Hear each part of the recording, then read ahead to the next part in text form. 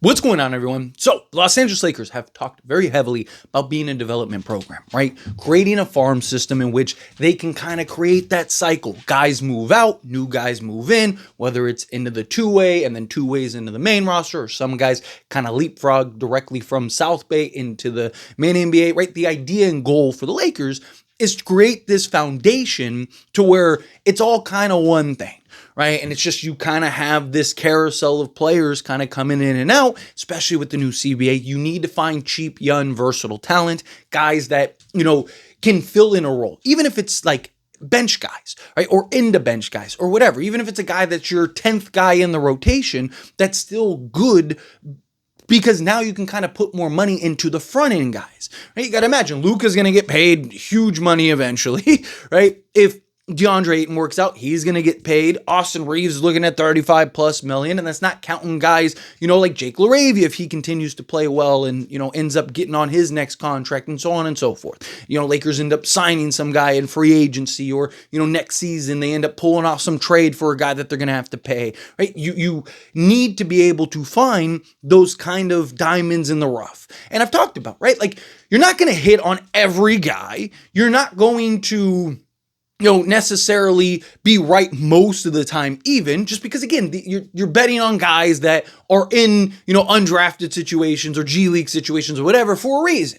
But you don't need to be right every time. You don't need to be right even most of the time. You just need to be right here and there, right? You find that one piece and it's like, boom, that's the piece. And if he's, they said the 8th guy on the rotation, that's great. Now, if he's the 6th guy on the rotation, that's even greater. If you can find a starter guy, look at a guy like an Austin Reeves, right? Say what you want about Austin Reeves. That's a huge find for a guy that's undrafted who's coming in and he's off to a great start. And those are the kind of things. Well, the Lakers have actually made a trade with the Brooklyn Nets, but it's not what you think. It's not a trade for the main roster. It's actually a trade for the South Bay team.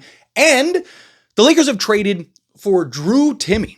Now, Drew Timme is somebody that when they got waived, when he ended up getting waived by the Brooklyn Nets, I really wanted to see the Lakers go and grab him. Honestly, and this is just me, I would prefer Drew Timme even over Christian Koloko.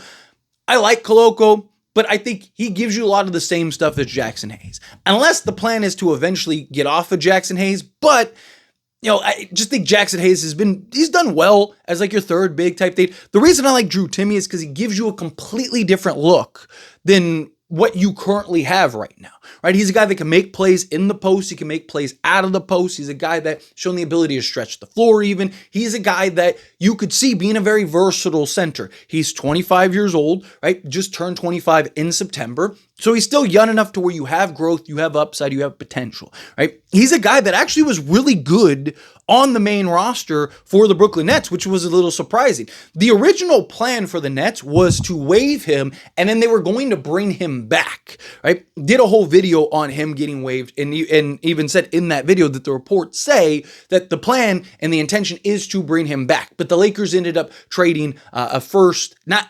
NBA for talking about South Bay. They ended up trading assets, stuff like that to get that. So that way the Nets could bring in some veteran guys because they have a ton of young players and they have a ton of centers and guys that could play that position. So it makes sense. It's like, hey, we can get some assets again, because all these teams are looking to do similar to what the Lakers are doing, kind of create this cycle. So they got a couple veterans, they got some assets again on the G League team. I want to be clear. I don't want people confusing the two, right? So again, Lakers were able to get Drew Timme on the G League where he's had great success, but he's also had success on the main roster, which I want to dive into here in a moment. But again, getting a guy that you can spend this year developing and then maybe move up to the main roster or even a two-way spot, whatever, however you want to approach this, just gives you a guy that can do that because he only has 1 year of NBA experience, which was last season.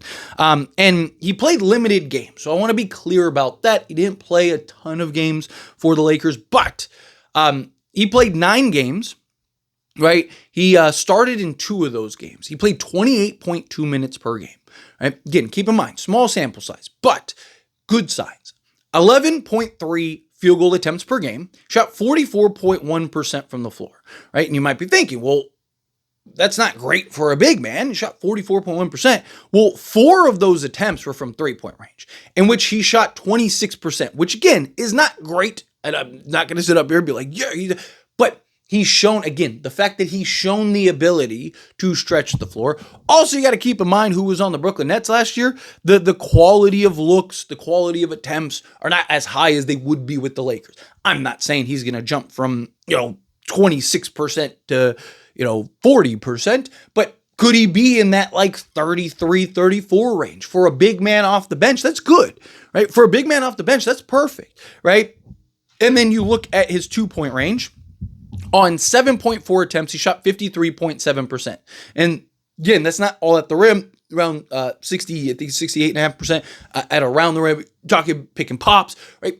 You also got to keep in mind, Luka last season talked about the kind of centers that he wanted. He wanted a lob threat center, he wanted a skilled center, and he wanted somebody that he can run pick and pop, spread the floor, right? DeAndre Ayton is kind of the idea that kind of molds everything into one, right? But you have Jackson, so you have your skill big in DeAndre Ayton, you'd have your lob threat big in Jackson Hayes, and then with the Drew Timme, you'd have another kind of skilled big, but also a guy that can stretch the floor and run pick and pops, right? Look at Maxi Kleber and the success he's had. He's not like some lights out 3-point shooter. I mean, the guy's 34, 35%, right? Like if you could get somebody like Drew Timme to kind of get to that range where he could be, in that 34, 35%, again, it just gives you a guy in the arsenal that can spread the floor, knock down open shots, just do a couple things for this Lakers team. He's a guy that I do think we could see on the main roster. I mean, depending on how things shape up, maybe even this season, now if the Lakers pull off a trade or something like that, but realistically,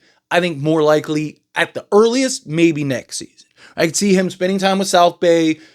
Maybe they even run him on the G or the summer league team or something like that. Kind of get him some reps on the thing, bring him in a training camp, maybe keep an open raw spot just in case, get him in a training camp, see how he looks in training camp, and then if he has success in training camp, boom, bring him on to the main roster or bring him on to a two-way. So that could be an option I could see for the Lakers. But continuing on, EFG of 48.5%. Free throw shooting. Definitely needs to work on his free throws. On 1.8 attempts, he shot 62.5%. So again, got to work on your free throw shooting. But rebounds. 7.2 rebounds, including 2 offensive rebounds. He averaged 2.2 assists, a half a steal, half a block, and 12.1 points per game. Now, if you look at his per 36, which isn't too far off from like his actual starter or his actual minutes, and it doesn't tell you everything. So like keep that in mind. It's not something that but kind of gives you an idea like in the starting role, what he could potentially do. 15 points, 9 rebounds, 2.8 assists, so basically 3 assists, a steal, and half a block per game. So again, a guy that can make plays out of the post, a guy that you can dump the ball down to, he can go to work, he can make plays. He's not really a great defensive big man, right? Like he's not a guy you're going to want to put on an island to be defending. So I don't know. I don't think he's a guy like if DeAndre Ayton doesn't work out, like it's not like, oh, well, it's okay. We got Drew Timme. He can come in and play that role. Like, yes, you get some, again, like you get different looks from him. Sure. On a random night, DeAndre Ayton gets the night off. Could you go with Drew Timme? Sure. Right. Like, but he's not the guy that I would really like. I look at him as your primary backup, right? He's a guy that I could see could be one of the better backups in the league if he kind of continues to grow and develop and grow in the right manner. He's a guy that, like I said, you can run your offense through at times. You see the Lakers will do it with DeAndre Ayton here and there, right? They'll put him up at the high post or they'll put him, above the break and he's just kind of doing all these dribble handoff stuff. Like I could see something where, a Drew Timme, you're putting in various actions where he can just kind of pick teams apart with his playmaking. It's one of the things that is very underrated about his game is his ability to make plays, spread the floor, right? He's a very offensive, versatile sound, right? Like player. You think of a lot of these European bigs, like he could be kind of our poor man, Sabonis or something like that, where he's just kind of, wheeling and dealing down there, making plays. You can, if Luka gets the night off, right? You have Austin Reeves stuff. It's like, hey, we need somebody else we can run our offense through. I think you could do that through Drew Timme at times. Right? Again, it's not something I want you to do every play down the court, every possession. That's it. They're running them like Jokic or Sabonis. But again, you can run various. It just opens up the potential and possibilities for things that the Lakers can do.